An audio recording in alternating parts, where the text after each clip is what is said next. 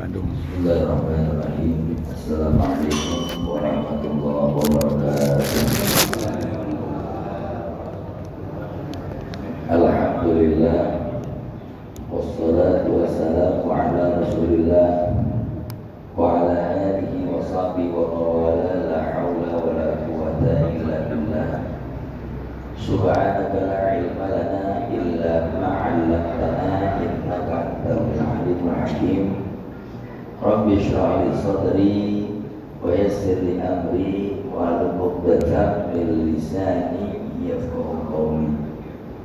Ilahi anta maqsudi wa ridaka matlubi adini mahabbatan wa ma'rifatan. Thumma qala syekhul muallif rahimahullah ta'ala wa tamanna bihi wa bi'urfihi wa bi kulli daraini amin radhiyallahu anhu.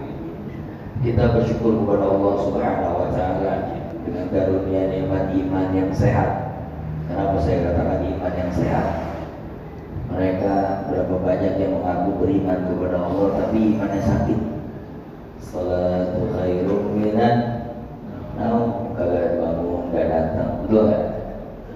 Yang sehat itu yang sekarang datang ke masjid, bukan yang bermain bola nanti pagi tapi gak datang ke masjid.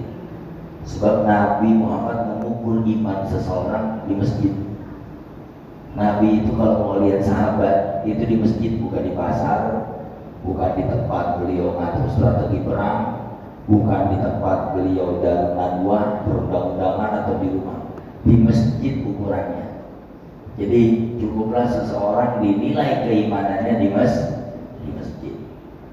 Mall mana juga kita nyampe, pasar mana juga kita nyampe, tempat healing terbaik kita sampai, laut, gunung sampai kita, tapi ke masjid gak nyampe. Kita punya iman yang sakit. Maka saya ucapkan selamat orang-orang yang sehat di sini. Alhamdulillah. Walaupun barangkali pinggangnya sakit, itu mah biasanya, encok-encok dikit mah biasa. Makanya saya senang sama imam-imam di sini. Bacaannya sangat proporsional, tidak lebih dari 5-6 ayat. Sebab kalau dibaca panjangan dikit itu membuang kapok orang di masjid. Ada masjid pak sepi, kita tanyain apa sih yang membuat masjid sepi itu? Masjidnya mewah, enak. Ya mungkin kalau mewah tentu bagusan dulu ikhlas. Paling tidak ada AC. Oh ternyata imamnya ego. Kalau maghrib yang dibaca kadang-kadang surah Sabutiwal. Jadi juz amma itu kan dibagi dua. Ada seperempat yang panjang, ada seperempat yang sedang, ada seperempat yang pendek. Tuh juz amma aja dibagi 3 tuh, juz 30 tuh. Dari amma ya tasalun sampai wassamai zatil buruj itu awal-awal yang tengah yang panjang tuh. Nah yang tengah dari wassamai zatil buruj sampai walaili laisha itu pertengahan. Nah yang pendek waduha sampai ke Anas itu 3 tuh diatur oleh Allah. Nah ini surat maghrib dibacanya yang panjang-panjang, wailul lil mutaffifin. Masya Allah. Akhirnya jamaah ini masjid, makanya masjid itu nggak menarik. Nah ketika nggak menarik, nanti di akhirat si imam akan dipertanyakan tentang sabda Nabi Muhammad. Iza amma ahadukum falyukhafif. Kalau jadi imam ringanin bacaannya. Kalau jadi ringanin bacaannya. Bukan berarti ringan bacaannya dipendekin terus, enggak juga. Kalau Jumatan ya seyogianya sabihis, halataka atau suratul Jum'ah atau suratul Asyar boleh. Bukan berarti semua dipanjangin juga. Akhirnya ego. Jamaah enggak banyak yang hadir, bahkan terkesan masjidnya sepi. Karena kita ya masjid harus menjadi tempat aspirasi umat. Dan alhamdulillah cukup proporsional kita punya imam-imam. Tapi kalau secara bacaan ya bebas. Bahkan bapak-bapak kalau lagi sendiri sholat tahajud sendiri pakai Al-Quran boleh sendiri ya. Bikin 1 lembar bacaan 1 ayat 1 lembar, 1 rakaat 1 lembar. Kalau sendirian silahkan. Apalagi sekarang Quran ada stand text. Ada teks yang berdiri itu. Allahu Akbar, ada teksnya. Silakan boleh. Kira-kira begitu gak? Nah, kalau sendiri begitu gak? Kuliah kulhu. Nah, belum sebelum jualan. Dikul-kul terusnya. Baik, kita baca hadis Nabi Muhammad sallallahu alaihi wasallam. Bismillahirrahmanirrahim. Minta maaf ini kita baca hadis yang agak-agak serem sedikit karena ini adalah bagian dari catatan-catatan amal kita ya. Bismillahirrahmanirrahim. Qala Rasulullah sallallahu alaihi wasallam asra'u bil janazah. Percepat urusan jenazah.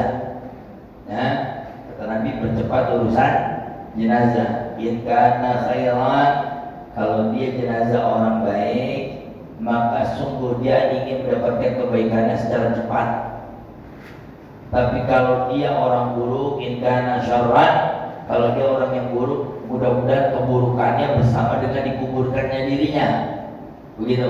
Maka asra'u bil janazah, percepat urusan jenazah. Maka tidak boleh menunda-nunda urusan jenazah hukumnya. Jenazah gak boleh ditunda-tunda. Wah, anaknya masih di Eropa, nunggu anaknya, gitu.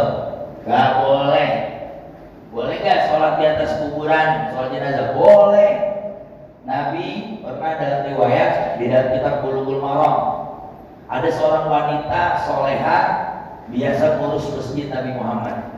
Beberapa saat tapi gak ngeliat, dipanggil, sini, saya kok nggak lihat si fulan, saya nggak lihat mana itu ibu-ibu yang biasa. Oh, beliau telah meninggal. Kaget Nabi Muhammad.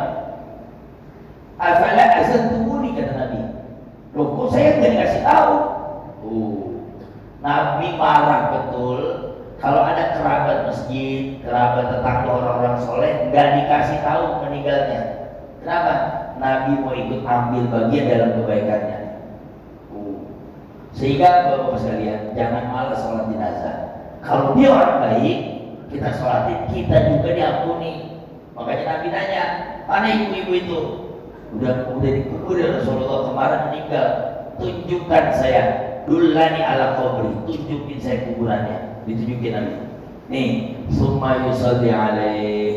Kemudian Nabi sholat di atas kuburan orang tersebut. Ini menjadi tanda indikasi hukum dalam fikih, boleh seseorang sholat jenazah di atas kuburan orang yang baru meninggal dunia.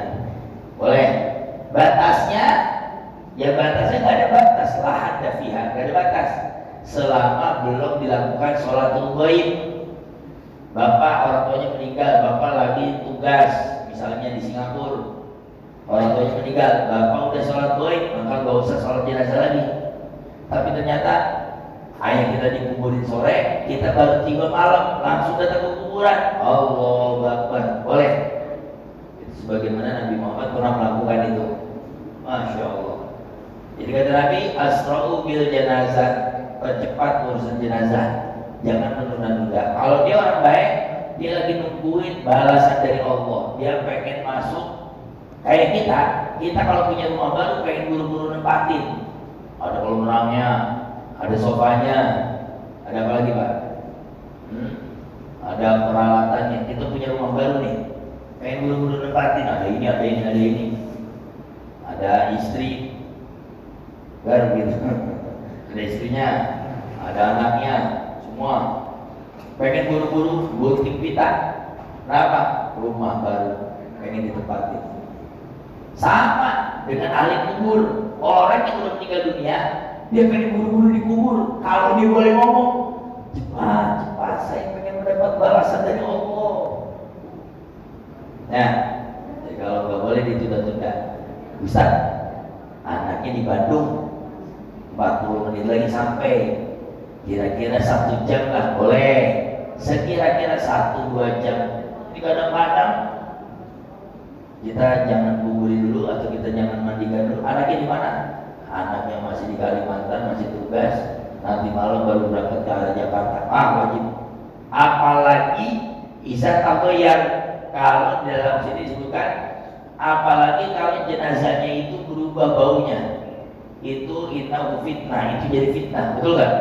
Jenazah udah keburu bau, ya karena mungkin penyakitnya, kan kita nggak tahu penyakit orang tersebut, apalagi kalau mohon maaf yang misalnya cuci darah lah atau kecelakaan yang terdapat robekan-robekan badan, itu pasti gampang jadi bau, gitu. Nah, cuma satu jenazah yang nggak ada baunya. Siapa? Jenazah yang nggak ada baunya. Bahkan sampai sekarang mereka yang berperang di jalan Allah itu nggak ada baunya. Contoh pengakuan dari sahabat-sahabat Palestina, jenazah udah terkubur di gedung 3-4 hari baru ditemukan dievakuasi. Jenazah 3-4 hari Pak, kita jangan 3-4 hari, 1 hari itu bau. Tapi di Palestina nggak ada bau anjing, nggak ada bau amis, nggak ada bau bangkai di Palestina. Itu cerita Husain Gaza, ya sahabat kita yang menjadi orang-orang yang memberikan pertolongan relawan Gaza. Itu disebutkan jenazah ini pasti udah 3-4 hari di gedung tapi nggak ada baunya. Coba mohon maaf, 1 hari aja kita ditaruh di pemulasaran jenazah kita. Nah untuk bilang tadi, gitu ya. Jadi di Palestina itu ada yang udah terkubur seminggu, gedung-gedung yang bersama jenazah-jenazah, gedungnya itu gak ada bau-bau bangkainya. Allah. Ya. Jadi kalau kita pengen jenazah kita nggak bau bangkai, silakan menuju ke, nah, gua silakan. Satu itu. Semua. Nah, kalau jenazah sudah dalam keadaan begitu, maka dimandikan, kemudian dikafankan. Nah, dikatakan di sini fa'ahsinu kafankum, maka perbagus kafan kalian. Perbagus bukan mahal, beda, bukan mahalnya. Bahkan kata Nabi, la tughalli, jangan mahal-mahal. Innahu tubla, sesungguhnya kafan itu akan hancur. Jadi yang paling bagus kain kafan yang paling gampang hancur itu paling bagus. Kain kafan yang tidak terlalu tebal itu yang paling bagus. Kenapa? Dia akan gampang hancur dan gampang terurai jasadnya. Bisa akan menunjuk kalau dia laki-laki, salah apa 3 helai, 1, 2, 3 laki-laki 3 helai. Kalau perempuan salah apa wal khimar. Kalau perempuan ditambahin kerudungnya. Nah, kata Nabi, perbagus kafan kalian karena sesungguhnya kafan kalian itu adalah saksi di yaumil qiyamah. Ya Allah, ibu bapak mohon maaf, sudah nyiapin kain kafan belum? Masya Allah, dibeli takut ntar sore, ya. Nggak dibeli, memang itu pakaian kebesaran kita. Saya kasih contoh ya, orang yang suka digadang-gadang, ini ahli bid'ah. Ini Habib apa ini? Habib Umar bin Hafid. Kalau lihat Yaman, ya kalau datang ke Istiqlal macet total, bukan 5 lantainya penuh. Saya pernah datang ngikut di Monas, 100.000 manusia mendengarkan hadis dari beliau. Sederhana saja, lihat di kepalanya beliau ada imamah. Kemudian ada yang resek nanya almarhum Ustaz Arifin Ilham, ditanya, Habib kenapa ininya besar banget? Habib Umar berbisik kepada almarhum, mohon maaf, ini bukan sorban, ini kain kafan. Jadi yang dipakai sama Habib Umar itu adalah kain kafan, warnanya putih dan gak pernah berubah warnanya beliau, gak ganti hijau, gak ganti. Ada berani dengan kapan? Allah. Sehingga di bandara ingat mati, jalan-jalan ingat mati, di hadapan ribuan manusia ingat mati, disalami, dilulukan ingat mati, dipuji ingat mati, dicaci ingat mati, 24 jam ingat mati. Sehingga nggak boleh macam-macam. Habib Umar ginian ini kayak kapan, makanya panjang. Allah. Saya nyoba beli domelin di sisi saya, lu mau mati katanya gitu lah. Ya. Ada lagi Khalid bin Walid, ada tas yang selalu dibawa dia. Menang terus. Khalid bin Walid kan yang mengalahkan Rasulullah bahkan Khalid bin Walid perang Uhud. Nah, setelah dia masuk Islam, beberapa peperangan, perang Siffin, perang Bani Qainuqa, perang-perang seperti perang Ahzab, perang Khandaq dimenangkan Khalid bin Walid sampai dikirim ke arah Andalus. Khalid bin Walid dia punya tas. Tas inilah yang memenangkan peperangan dia. Khalid bin Walid. Para sahabat bertanya, wahai Khalid, apa yang membuat engkau selalu cemerlang di dalam siasat perang? Ya, selalu berani mati. Kata Khalid bin Walid, ilmunya ada di sini. Tas. Begitu sahabat minta, tolong, pengen tahu dalamnya apa ya? Apa ilmu peperangan, apa ilmu panduan perang? Akhirnya sini, kumpul, kata Khalid bin Walid. Sa'ad bin Abi Ubadah, sini, kumpul semua. Ya, Santanan kumpul sini, satu hati sini. Dibuka. Tahu apa isinya? Kain kafan. Inilah yang memenangkan peperangan. Saya berperang rela mati untuk Allah, sehingga tidak ada pasukan. Kan pasukan perang itu barangkali ada punya rasa takut mati, Pak. Dalam peperangan orang boleh punya rasa takut mati, takut ditembak, takut ini. Khalid bin Walid, saya sebelum perang sudah mati, sehingga kalau saya menang alhamdulillah, kalah pun memang itu yang saya cari. Oh, sehingga menang terus. Jadi perhitungan fokus pada peperangan yang dimenangkan. Andai pun tidak, dia sudah siap dengan kain kafannya. Jadi yang ditenteng-tenteng adalah kain. Sekalipun padahal orang kalau mati syahid dikafanin enggak, dengan darah-darahnya dikubur. Jadi cuma buat semangat gitu. Bapak punya tas nggak? Isinya apa? Ibu punya tas, isinya apa? Power bank, ya Allah ya. Alhamdulillah. Saya pikir ini cuma pidato ceramah biasa aja di rumah, Bu. Di rumah saya lihat ini kok ada kain kafan. Saya tanya sama ayah saya, Pak, kok ada kain kafan? Entar lu belajar di pesantren dulu waktu SD. Entar lu belajar di pesantren. Oh itu maksudnya itu. Jadi ayah ibu saya itu punya kain kafan sama saya itu di lemari, ya. Jadi begitu beliau meninggal, kafannya tinggal di lemari. Alhamdulillah kain kafan beliau saya jadikan kaos dalam, saya jahit sama celana pangsi saya. Saya punya celana pangsi kain kafan. Ada. Jadi memang saya bikin. Makanya izinnya itu jangan dipakai, ya memang dipakai nanti. Ya, buat ngingetin mati. Biar jadi ustaz, jangan sempurna, jangan jual agama, dakwahnya lillahi ta'ala, karena sebentar lagi akan dijemput gitu. Ya, bayangkan kalau setiap kita mikirin kematian. Saya kira orang gak ada yang berani macam-macam, betul kan? Orang berani macam-macam karena berasa, apalagi orang kita.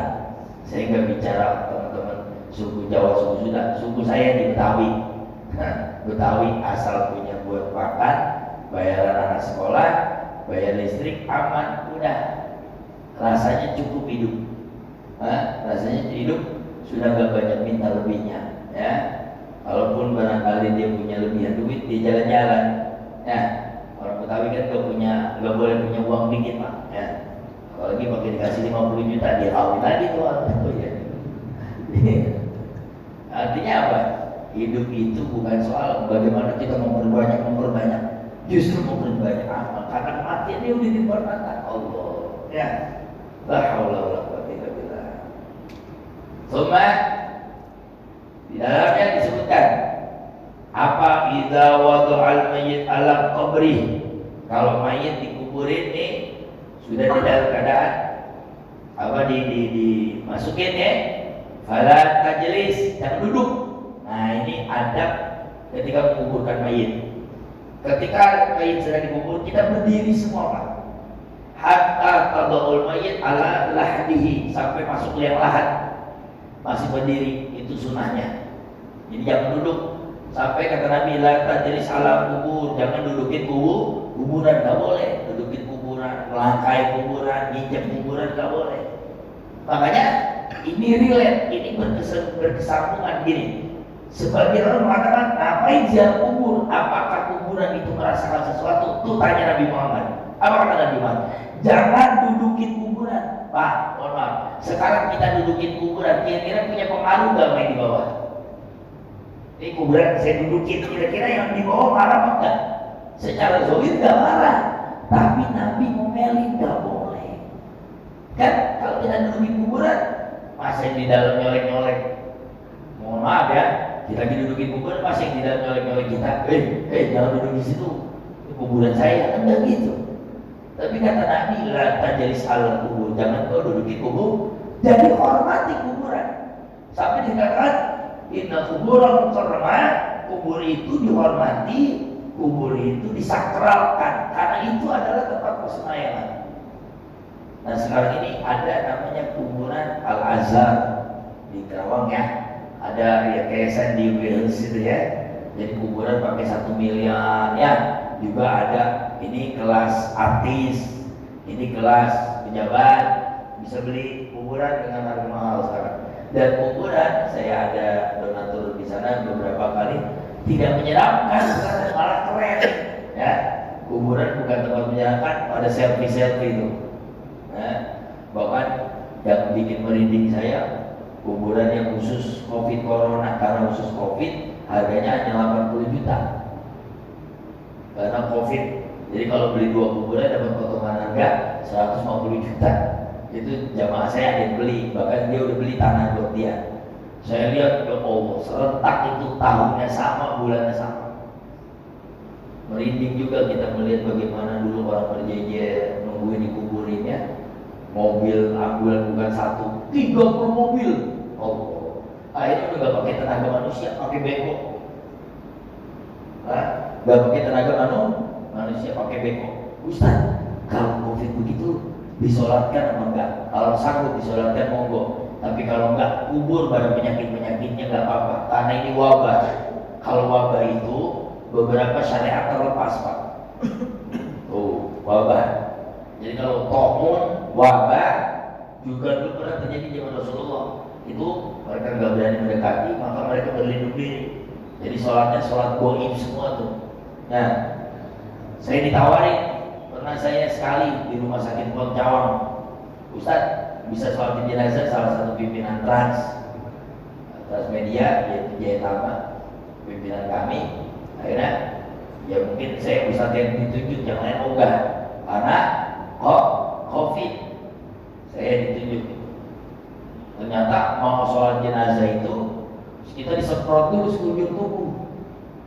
Dia jadi disemprot, petinya kita juga disterilin. Bayangkan satu jenazah aja repotnya begitu. Bayangkan hari itu yang mati bisa 30 jenazah. Ya, saya tanya sama dokter Pol Cawang, ini gak ada yang sholatin. Mereka sholat goib semua Ustaz. Nggak ada ustadz yang magang di sini.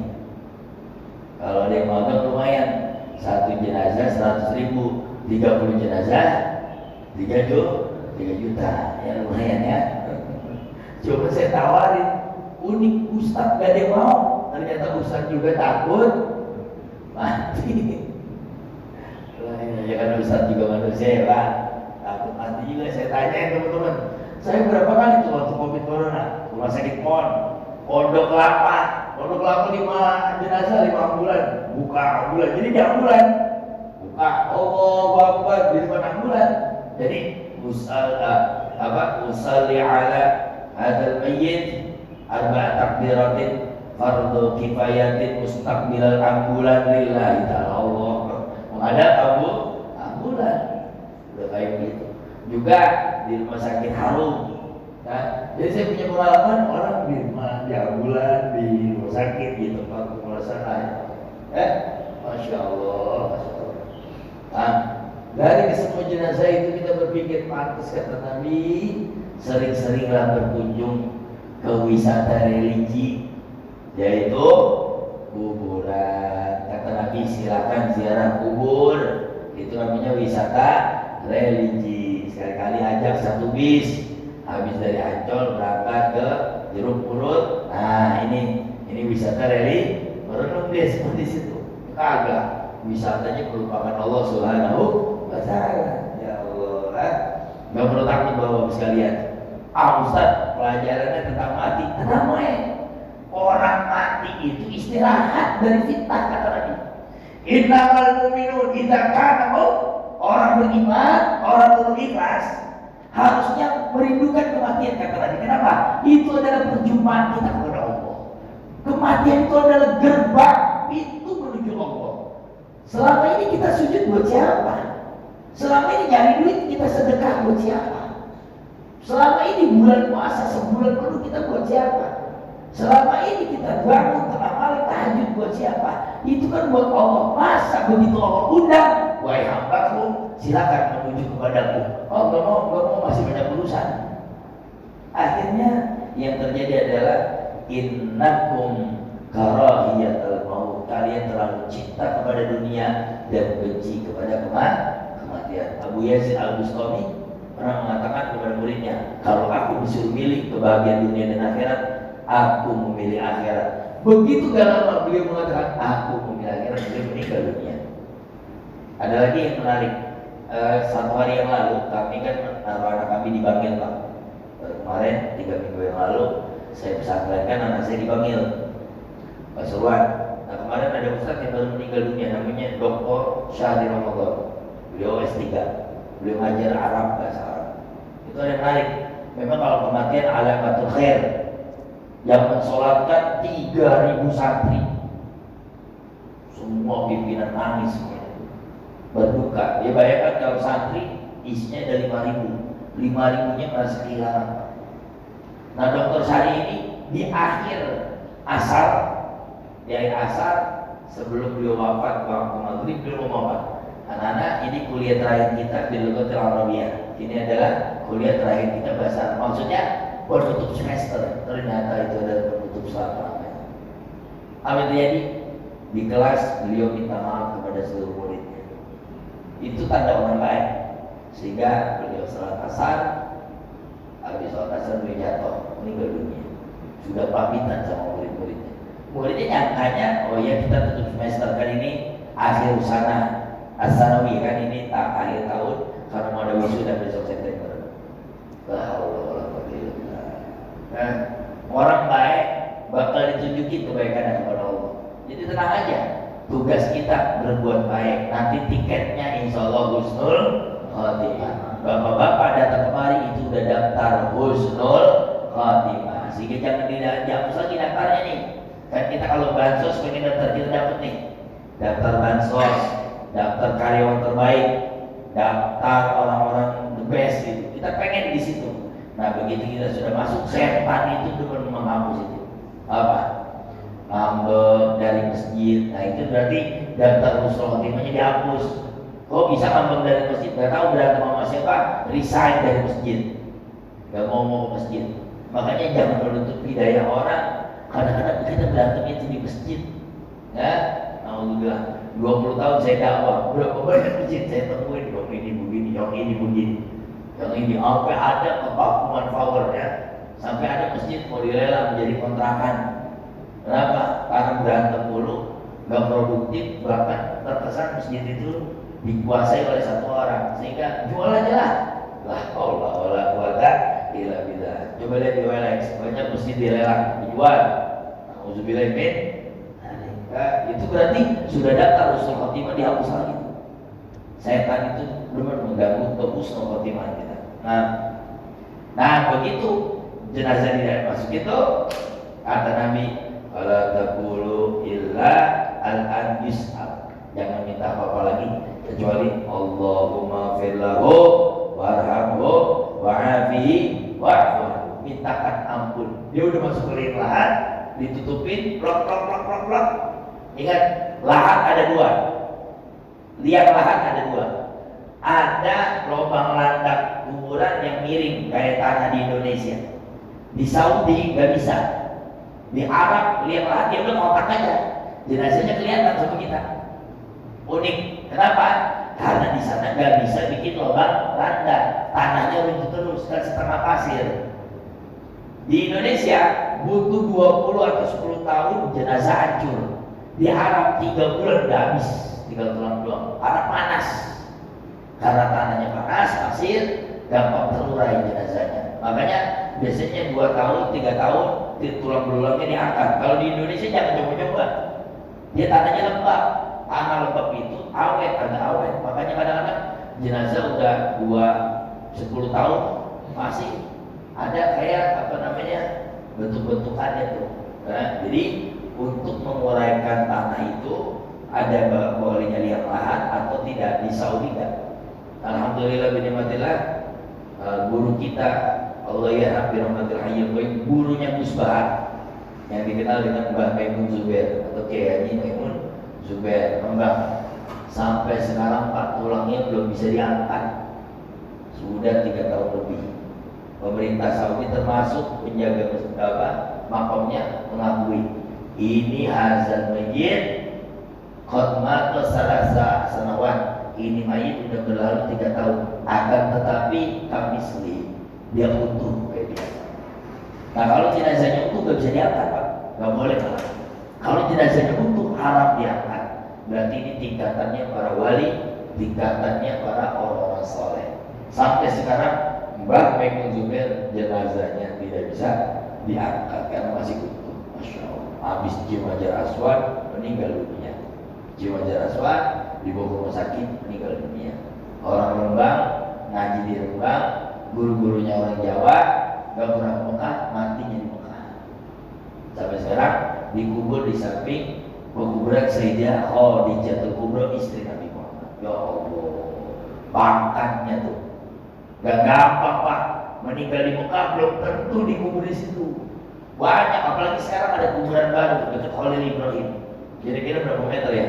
Ada sekitar 2 kilo, 2 sampai 3 kilo dari Masjidil Haram. Kuburan baru. Jadi sekarang orang-orang yang jemaah haji dan umrah dikubur di sana. Kenapa begitu? Karena yang makna ini khusus para ulama, orang-orang soleh, keluarga Nabi. Di situ ada Siti Khadijah, di situ juga ada Ja'far, di situ juga ada beberapa istri-istri Rasulullah SAW beliau di Mekah. Jadi tidak gampang menguburkan orang Nabi. Dan Mbah Maimun Zubair punya kehormatan. Nah dekat Mbah Maimun Zubair satu baris ke kanan itu ada namanya Syekh Nawawi Banten, yang dikenal dengan Syekh Nawawi atau Faqihu Syafi'u Zamani. Syekh Nawawi Banten Tangarok, dia dikubur di sana. Cirinya ada, kalau Syekh Nawawi Banten ada sedikit cirinya Pak. Ada beberapa rumput yang tumbuh. Ya, jadi kalau kita ke Syekh Nawawi Banten itu ada beberapa jumput rumput yang tumbuh. Menandakan beliau orang Indonesia. Allah, sama nggak bisa diangkat juga. Nah ini saya mau nanya, kira-kira ada keraguan kita terhadap orang-orang soleh ini? Nah, sekali bergusbah itu gurunya namanya Mbah Maimun Zubair, dan dia tahlilan, muludan, kunut, kedurian, haulan, muharraman, Isra Mi'raj, Rajaban, yang jenazahnya awet, tahlilan, kunut, yang dibid'ah-bid'ahkan orang sekarang. Kadang-kadang saya mau bilang nggak mau adu argumentasi, saya pengennya testimoni. Mana gurumu yang bisa seawet guru saya? Kalau memang guru saya kamu salahin, kalau memang Mbah Maimun Zubair kamu salahin karena maulid dan bikin ini bikin ini. Kalau memang beliau ahli bid'ah, jenazahnya kok bisa awet. Dan kalau memang dia nggak manfaat ilmunya, ahli bid'ah, musyrik dan lain sebagainya, kok bisa muridnya seperti Gus Bahar yang ilmunya manfaat, yang seperti Pak Quraisy bilang apa? Ini orang 100 tahun baru ada asal. Pak Quraisy taruh hormat sama Gus Bahar. Nggak pernah mondok di luar negeri, baru-baru nginjek ke Yaman, ke Kairo, tapi orang Kairo yang Yaman ngaji sama beliau. Nah ini baru ilmu. Bukan hebat-hebatan YouTube, bukan hebat-hebatan media, keren-kerenan pakaian dan gaya, banyak-banyakan jamaah, keren-kerenan baju. Bukan itu agama ini. Agama ini masuk ke dalam hati. Begitu la ilaha illallah, ucapan terakhir ketika kita meninggal dunia. Allah Akbar. Kemudian sebelum saya tutup, nah kalau mayit sudah ditutup begitu, kemudian dipendam. Kemudian kita berdoa di atasnya, dan ini sepakat. Nah ini yang saya menarik ya. Sebagian sahabat kita yang berbeda dengan kita, dia bilang apa? Gak usah ziarah kuburan, tapi kata Nabi doakan kuburan. Kan ini kontradiktif. Dan akhirnya terkuak. Saya melihat pemakaman, kita bisa lihat pemakaman ibunya Syafiq Basalamah. Coba lihat di YouTube-nya tuh. Reza Syafiq Basalamah, tokoh Wahabi. Kita udah tahu semua bagaimana beliau buka STDI Imam Syafi'i, bagus. Ternyata Reza Syafiq Basalamah selesai menguburkan ibunya, mari kita berdoa. Mereka semua mengangkat tangan di atas kuburan. Jadi apa bedanya kita ziarah kubur sama mereka berdoa? Sama. Coba lihat itu ya. Pada akhirnya semua mengakui bahwa ziarah berdoa untuk yang meninggal dunia itu mendapatkan manfaat. Jadi gak usah ragu-ragu lagi. Lagi yang kedua, siapa namanya? Yazid Abdul Qadir Jawas. Abdul Qadir yang Jawas itu ya, Yazid Jawas, tokoh yang belum lama meninggal dunia, yang paling keras masalah kulit. Apa itu kulit? Bid'ah. Wow, itu beliau paling keras. Begitu beliau dimakamkan, anaknya memimpin doa di atas kuburan, mengangkat tangan. Bahkan yang baru datang belakangan sholat di atas kubur beliau. Apa bedanya kita sama mereka? Sesungguhnya sama. Cuma kadang-kadang kalau dengar nama NU, dengar nama Muhammadiyah, dengar nama Al-Wasliyah, udah aneh aja. Sepertinya mereka yang paling betul. Itu yang kadang-kadang saya salahkan gitu. Ya. Jadi posisi-posisi sholat kadang-kadang nggak ada yang paling benar Pak posisi sholat. Bapak begini ngangkat tangan, Allahu Akbar. Bapak begitu, saya bawain hadisnya. Riwayatnya ini. Bapak saya betulkan. Allahu Akbar. Saya bawain hadisnya. Ini. Apapun gerakan orang sholat di sini, saya bisa bawain hadisnya. Maksudnya apa? Jangan menyalahkan cara orang. Karena setiap orang punya dalil, gitu. Yang kita salahin, yang kagak sholat, gitu ya. Orang udah ke masjid kok disalahin, ya. Orang begini boleh. Ustaz milih yang mana? Nah, karena saya baca hadis dan saya lebih interest begini. Allah. Kenapa saya lebih memilih begini? Bagi orang yang di belakang itu bisa melihat gerakan tangan saya bahwa saya telah memulai. Kalau saya jadi imam, kita lihat artinya. Misalnya, bapak-bapak budak, apa bahasa budak di sini? Bapak-bapak budak misalnya. Saya jadi imam, benar-benar budak, lebih budak dari bolot. Kalau saya begini, saya jadi imam, kelihatan nggak gerakan saya? Nggak kelihatan. Buat orang budak, itu Ustaz udah sholat belum ya? Betul nggak? Maka lain ceritanya kalau gini, si budak, wah udah mulai. Jadi ini buat si budak nih, maksudnya. Dan ini buat orang yang di lantai 2. Dan ini buat orang-orang yang di belakang. Begitu Rasulullah aswaman kibai. Allah, semuanya melihat. Makanya riwayat Imam Syafi'i, ibham jempol di bawah kuping. Allah. Kemudian Imam Malik mengatakan ada sebagian pilihan, aku tidak melihat Rasulullah mengangkat terlalu tinggi. Aku melihatnya, nah yang melihat itu lebih sedikit dari yang lebih banyak. Makanya kita mengambil yang banyak. Karena itu NU punya 25 juta umat. Kenapa? Karena paling banyak hadisnya. Gitu sebetulnya. Ada pun hadis ini Imam Ahmad doang. Tapi ini boleh. Jadi begini boleh. Ya, lurus pada pundak. Ya, atau lurus pada bawah. Jadi Allah. Nah yang nggak boleh begitu. Nah ini ada. Apa diangkat? Atau nggak angkat sama sekali. Atau nggak angkat sama sekali. Coba begini doang. Nah ini ada gitu. Saya lihat kalau sholat Jumat anak-anak SMA tuh ya. Ini apa ini? Oh males ini. Jadi angkat. Nah sisanya takbiratul ihram apa itu sunnah semua. Andai bapak begini, orang tuh Allahu Akbar boleh. Enggak mesti begini lagi kok. Takbiratul ihram itu di pertama.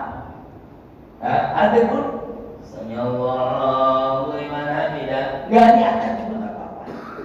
Karena tidak ada penegasan Nabi Muhammad mengangkat tangan ketika rukuk.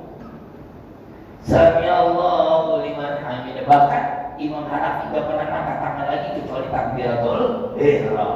Imam Hanafi ini, teman-teman di Maroko atau teman-teman di Iran, coba lihat Iran. Allahu Akbar, Alhamdulillahirabbil alamin. Dia gak begini. Jadi begini aja masih boleh. Coba kira-kira Ustaz mana mau pakai Imam Hanafi? Allahu Akbar. Padahal ini Imam Hanafi. Kata di belakang apa? Sesat. Ya, bikin surat pernyataan, pecat. Padahal ada imamnya ini. Hanya karena kebodohan kita nggak pernah baca, gitu.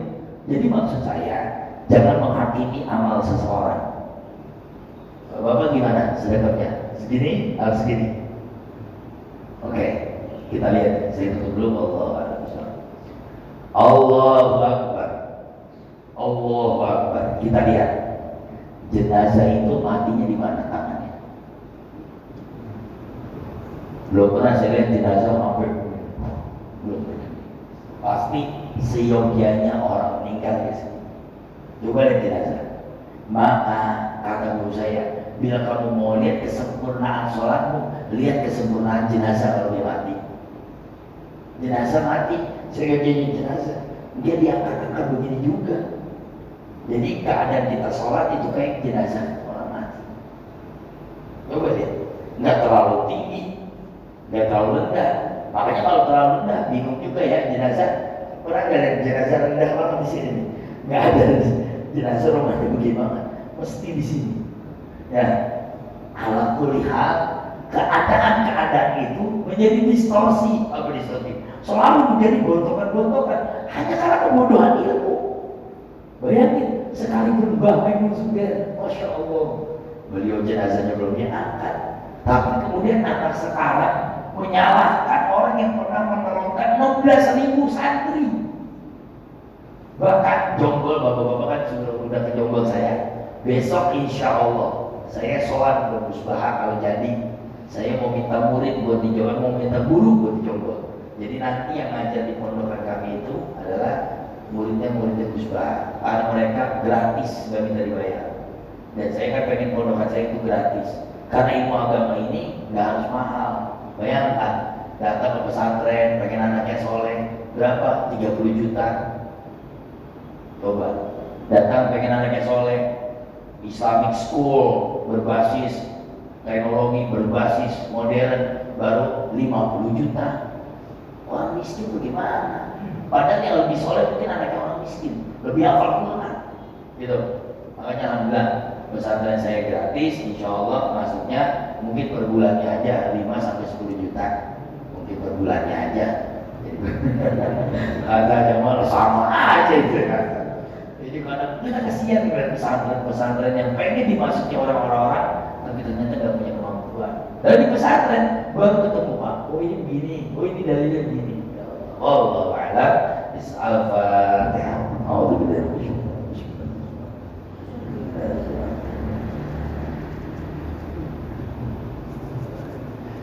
Jadi bagi bapak-bapak sekalian, Masjid Nurul Ikhlas yang biasa mengadakan maulid, lanjutin. Yang biasa bikin muharaman, lanjut, jangan takut. Yang biasa bikin apa? Kita punya guru, yang guru kita dimuliakan oleh Allah Subhanahu wa Ta'ala. Belum tentu aliran lain gurunya dimuliakan Allah. Betul kan? Kalau testimoni begitu, siapa guru kita dan dimuliakan karena Allah, jelas ajarannya tidak ada keraguan lagi. Allahumma shalli ala sayyidina Muhammad wa ala ali sayyidina Muhammad. Allahumma inna ala dzikrika wa syukrika wa husni ibadatik. Rabbana hab lana min azwajina wa dhurriyyatina qurrata a'yun waj'alna lil muttaqina imama. Rabbana atina fid dunya hasanah